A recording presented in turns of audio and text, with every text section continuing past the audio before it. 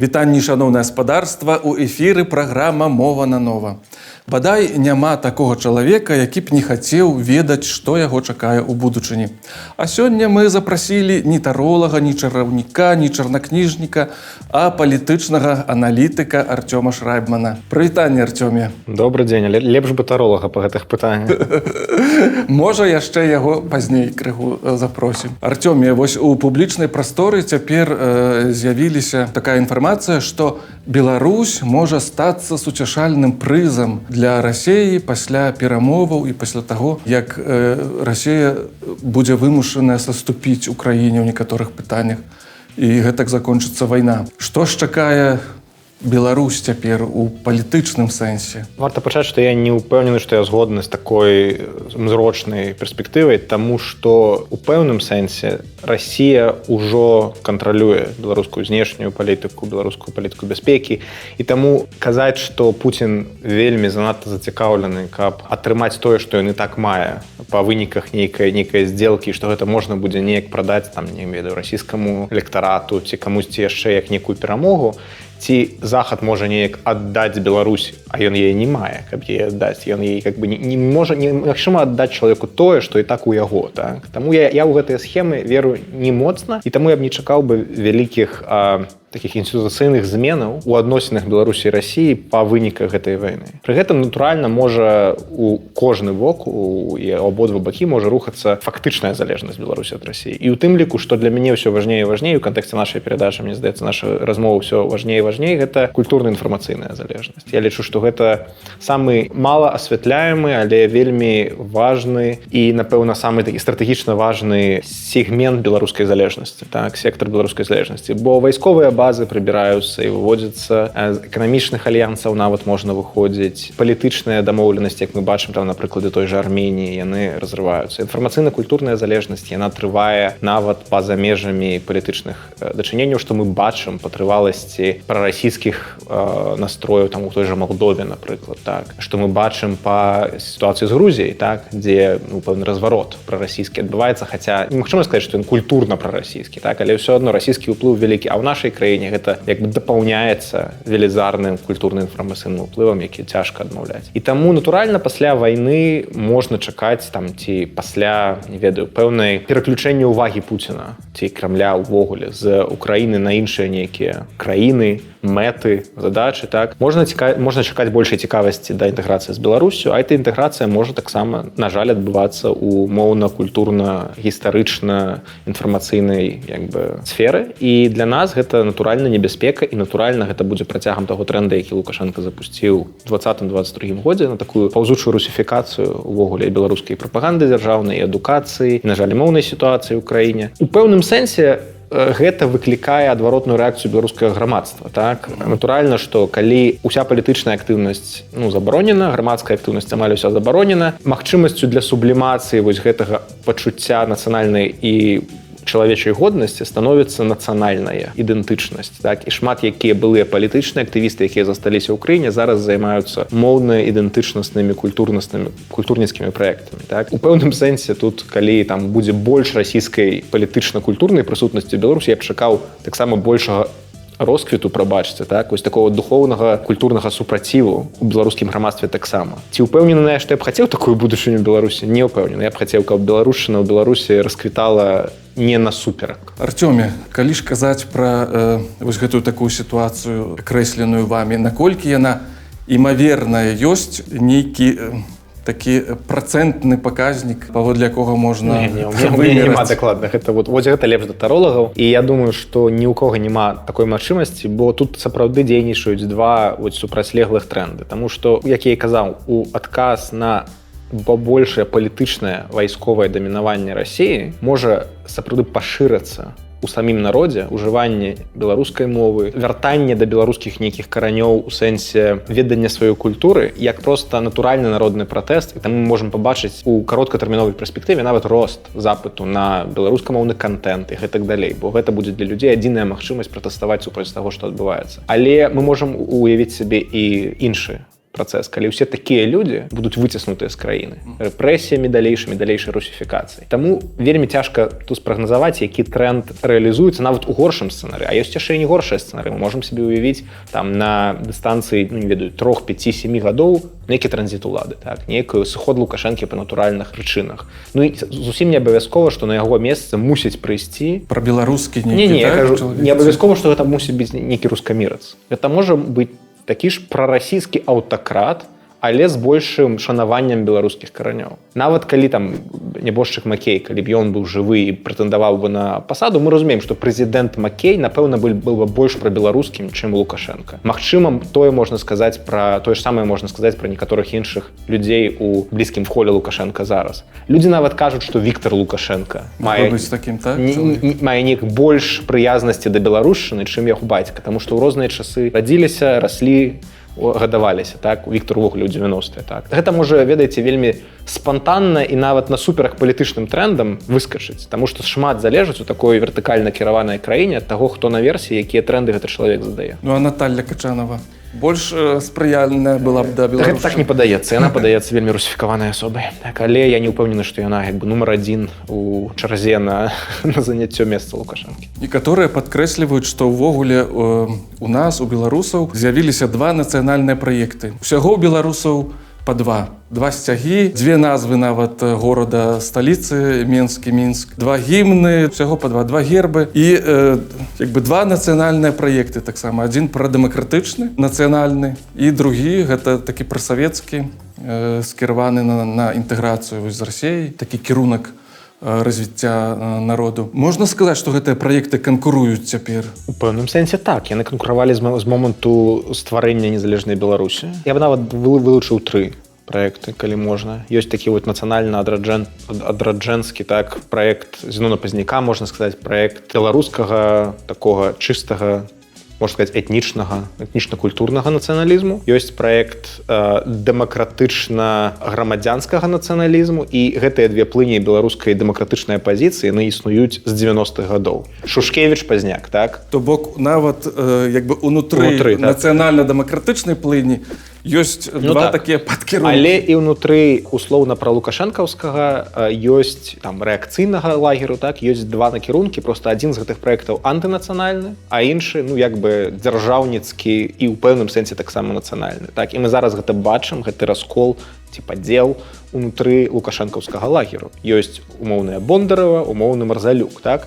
Таму тут большая палітра. І канкурэнцыя адбываецца і паміж вялікімі лагерамі, і ўнутры лагераў. Мы гэта бачым у просто пастаянных спрэчках паміж рускамоўнымі і беларускамоўнымі ў дэмакратычных сілах, так, у дэмакратычным руху. Гэтыя спрэчкі існуюць заўсёды, але глобальна я думаю так, што гэты палітычны раскол, які існуе ў беларускім грамадстве, ён існуе па пытанні ідэнтычнасці і па пытанні адзінства беларускай мовы, як ці патрэбны і адзіны дзяржаўны статус, і па пытаннях, ну, сімвалаў, натуральна, так, і гэтак далей. Вы ж казалі, што можа зарадзіцца супрацьстаянне ўнутры беларусаў яшчэ большае.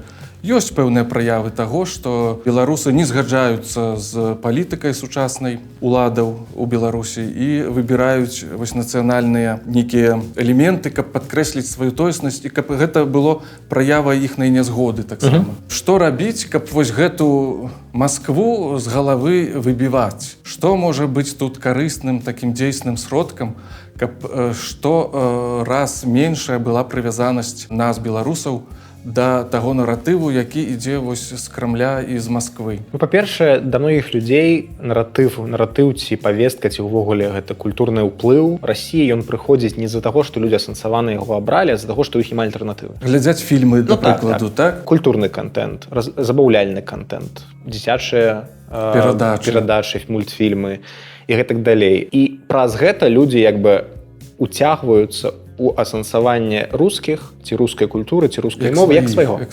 Натуральна, так. І таму першы крок — гэта стварэнне альтэрнатывы, стварэнне іншага контенту на высокай якасці, каб гэта было магчыма глядзець, і гэта велізарны выклік. Калі беларуска-цэнтрысцкая, беларускамоўная супольнасць як бы не вырашыць гэтае пытанне, то лічыць, што забаронамі ці нейкім выцясненнем рускага ўплыву, не стварыўшы альтэрнатыву, можна дабіцца поспеху, я вельмі сумняваюся. Гэта будзе проста большасцю людзей успрымацца, рэфлексавацца як дыскрымінацыя. Вы забараняеце нам, таму што вы не можаце канкураваць. І таму, натуральна, гэты шлях не туды. Мне так здаецца. Як рускамоўнаму чалавеку таксама, з рускамоўнай сям'ёй. Я ведаю, што забароны не спрацуюць. Што тычыцца яшчэ адзін магчымы шлях, гэта калі ўжо мы кажам пра дзяржаўную палітыку. Гэта ўсё ж такі стварэнне больш лаяльных умоваў існавання ў дзяржаўнай сістэме эканомікі для бізнесаў, якія развіваюць Беларусь. Налогавыя льготы і гэтак далей. І гэта, мне здаецца, можа стаць моцным стымулам, каб гэта шло знізу, нават менш заўважна для многіх, чым калі гэта будзе рабіць дзяржава аўтарытарна зверху. І натуральна, гэта адукацыя.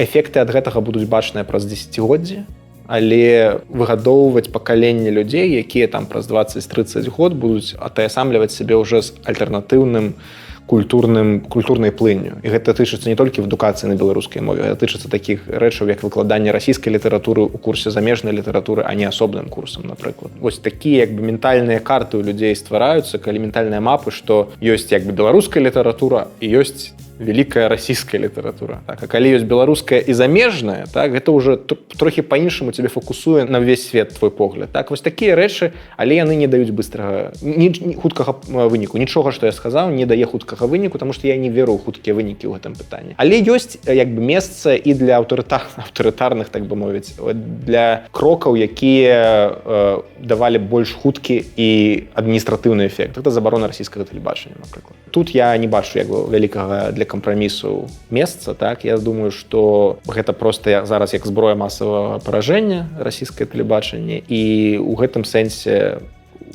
асабліва дзяржаў на яе памежжы, это нават не патрэбна забараняць. Гэта проста дзяржава можа кантраляваць, кожная дзяржава кантралюе, хто мае доступ да кабельнага тэлебачання, да вяшчання. І прыярытэт даваць каналам суседняй дзяржавы так не робіць ніхто, напэўна, акрамя Беларусі ў гэтым рэгіёне.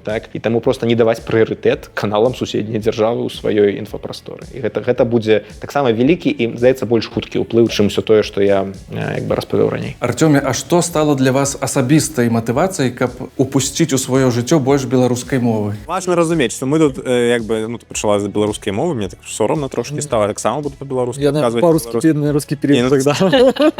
Будзем шчырымі, хутчэй у публічную камунікацыю. Я не буду рабіць выгляд, што я перавёў сваю побытавую камунікацыю на беларускую. Большасць адбываецца на рускай. Такое ўражанне, што вы і ў побыце па-беларуску размаўляеце. Вы проста так упэўнена. Дзякуй. Я раблю столькі памылак, што потом сорамна пераглядаць, калі шчыра, але я рос з беларускай мовай побач заўсёды. У мяне матуля моя і моя матчына ўся галіна маёй сям'і, яна паходзіць з Тураўшчыны.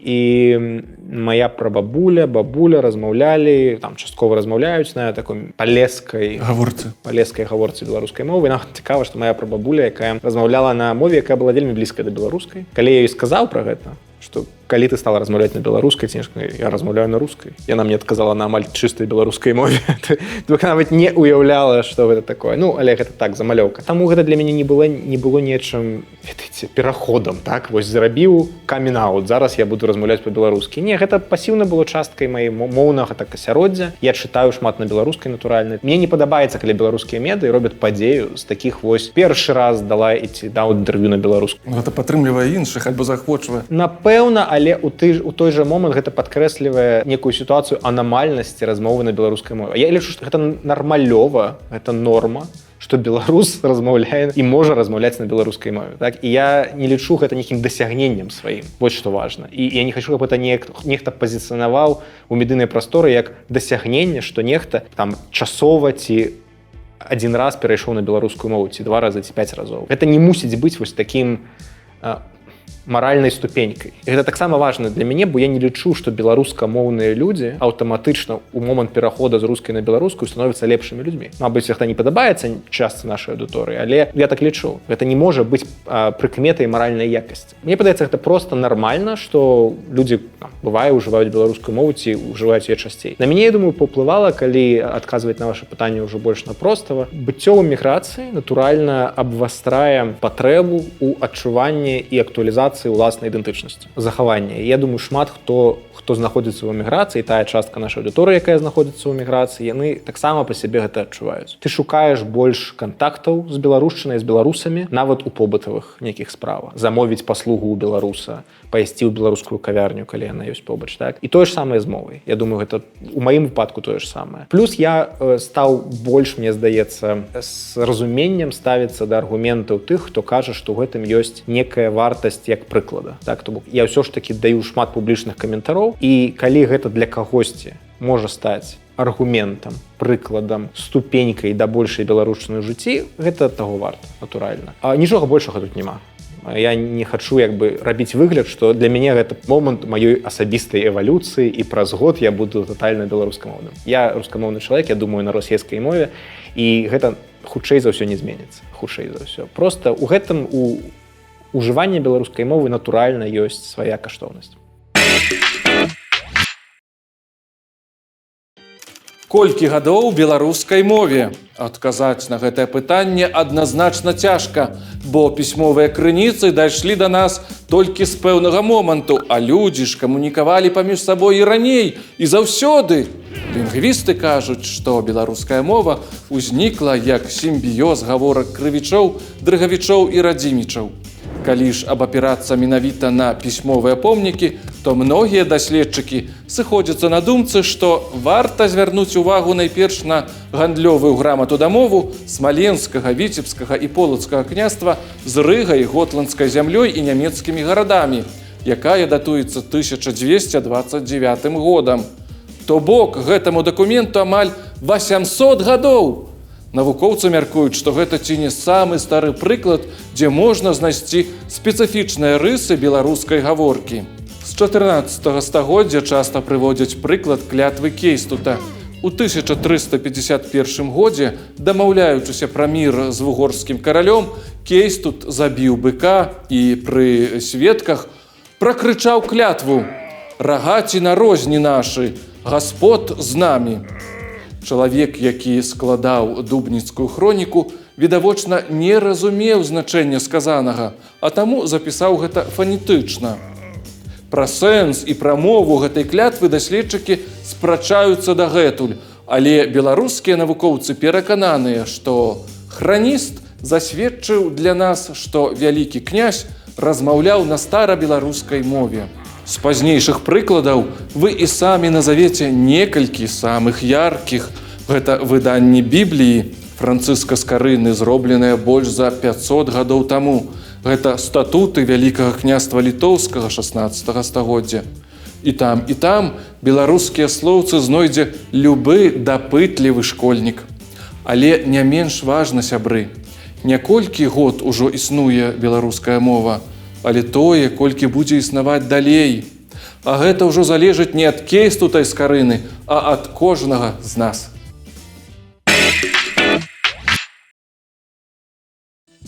Дзякуй вялікі. Ну і спадзяемся, што будзе штораз больш беларускай мовы і ў вашым жыцці, і ў жыцці нашых гледачоў, і у Беларусі таксама, натуральна. Дзякуй вялікі за размову. Хацелася б яшчэ больш паразмаўляць, але можа тады іншым разам зноў сустрэнемся і паразмаўляем яшчэ больш і глыбей.